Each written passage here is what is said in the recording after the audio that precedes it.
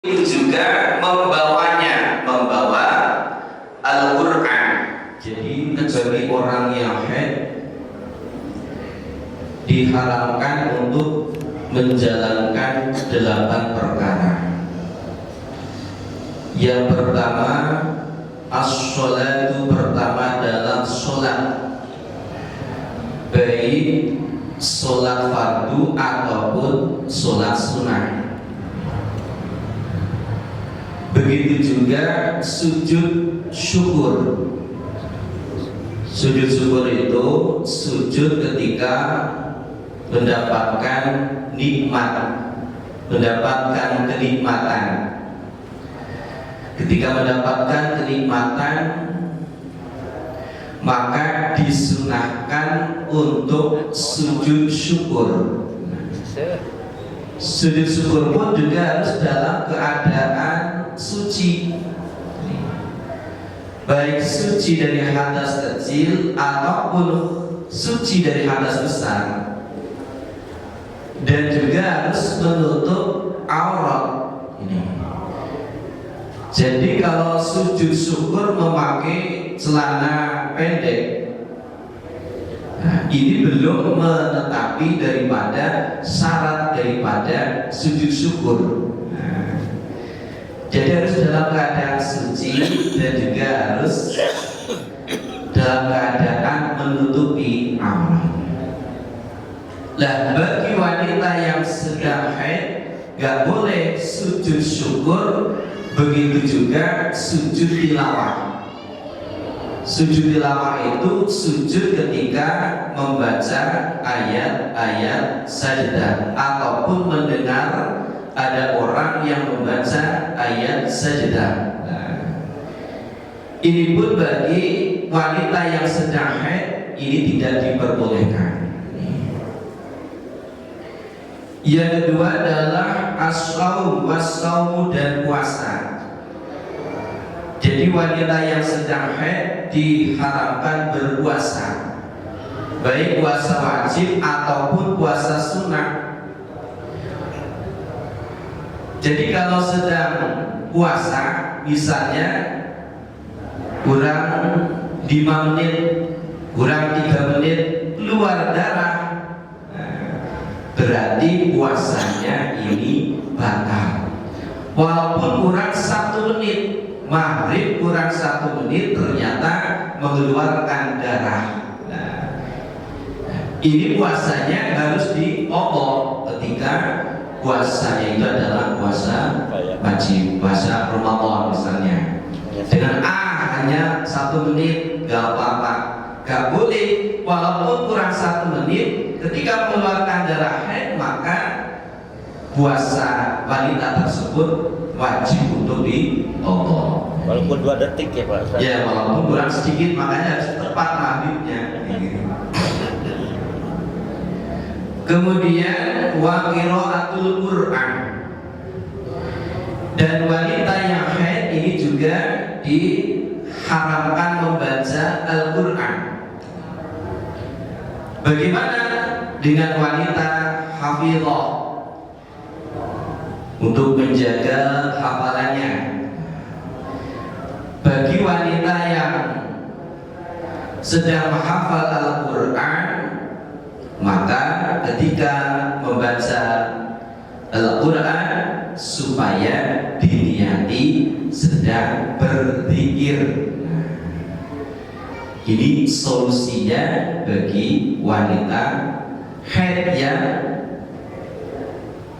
menghafal Al-Quran supaya Al-Qurannya tidak hilang. Kemudian wamasul mushafi, juga wanita yang sedang haid diharamkan menyentuh Al-Quran, menyentuh mushaf. Baik mushaf itu berupa lembaran-lembaran ataupun kullu ma kutiba alaihi al-Quran di dirasati, ataupun berupa tulisan, berupa tulisan Al-Quran untuk belajar di papan tulis misalnya.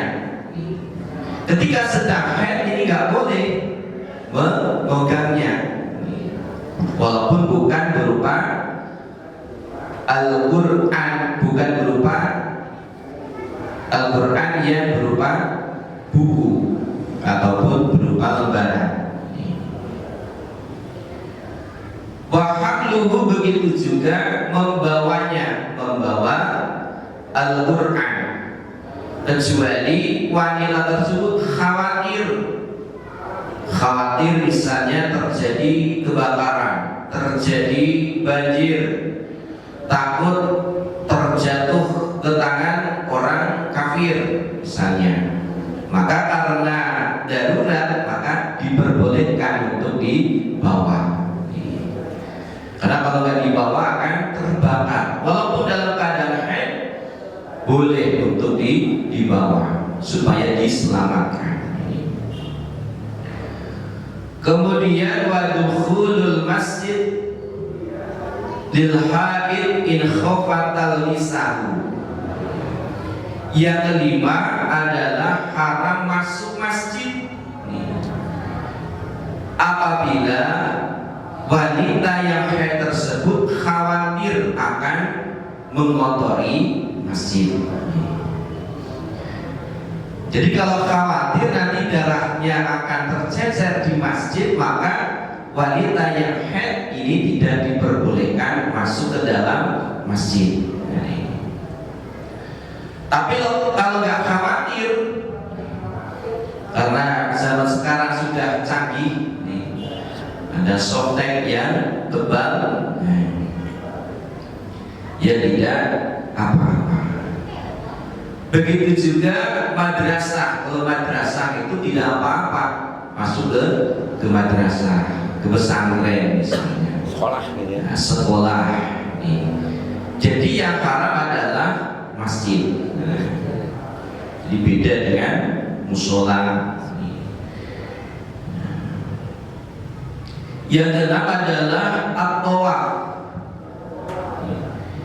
Yang keenam haram untuk tawaf.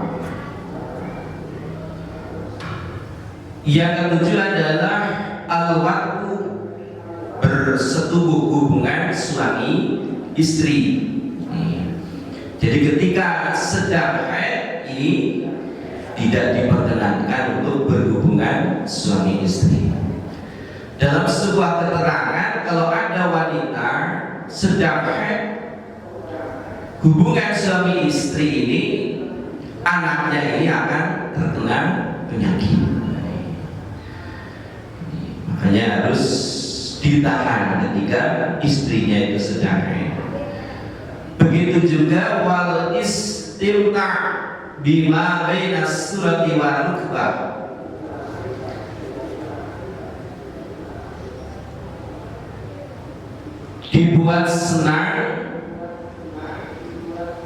Dibuat senang tubuhnya antara pusar dan lutut.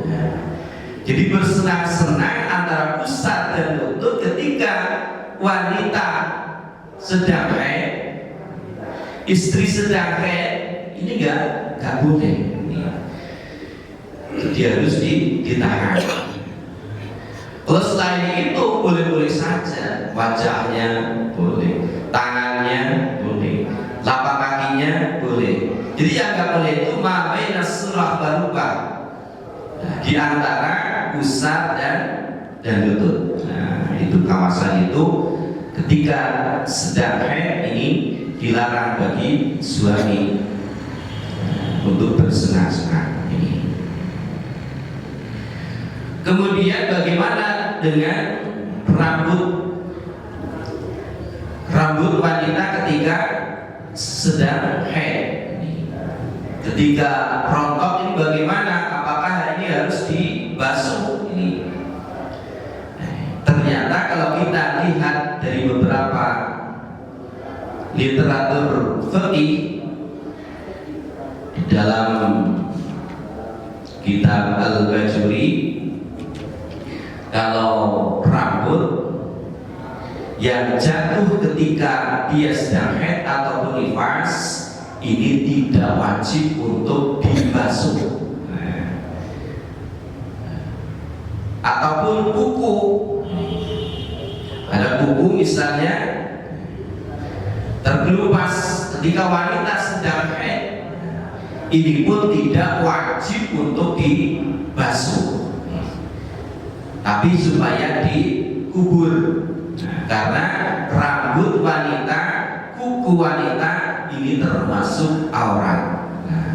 Ketika dipotong ataupun terkelupas, maka supaya dikubur. Bagaimana kalau rontoknya itu dengan sengaja? Kalau rontoknya dengan sengaja, hukumnya itu makruh. Jadi makruh bagi wanita untuk memotong kukunya ketika sedang haid. Makruh bagi wanita mencukur rambutnya ataupun merontokkan rambutnya ketika sedang haid. Jadi tidak sampai haram nih. Tapi makruh, misalnya pakai sisir kemudian rontok ataupun memotong kuku. Tapi kalau tidak sampai jatuh, ya tidak makruh. Jadi sebatas makruh. Jadi misalnya 7 hari sudah harus mandi, keramas saja. Misalnya mengharuskan untuk keramas, ya keramas saja. Jadi jangan khawatir sampai beberapa hari karena haid kemudian tidak berani untuk keramas. Jadi boleh saja keramas. Nah, tapi seandainya menjatuhkan rambut, hukumnya makruh. Jadi tidak sampai haram. Jemaah yang dimuliakan Allah Subhanahu wa taala, ini diantara beberapa hal yang diharamkan bagi wanita yang sedang haid. Untuk pertemuan yang akan datang, insyaallah kami sampaikan tentang solat yang wajib diqadha bagi wanita yang berhenti dari haidnya. Terima kasih atas perhatiannya. Mohon maaf apabila ada kata yang kurang berkenan di hati. Wallahul muwaffiq ila aqwamit thoriq. Assalamualaikum warahmatullahi wabarakatuh.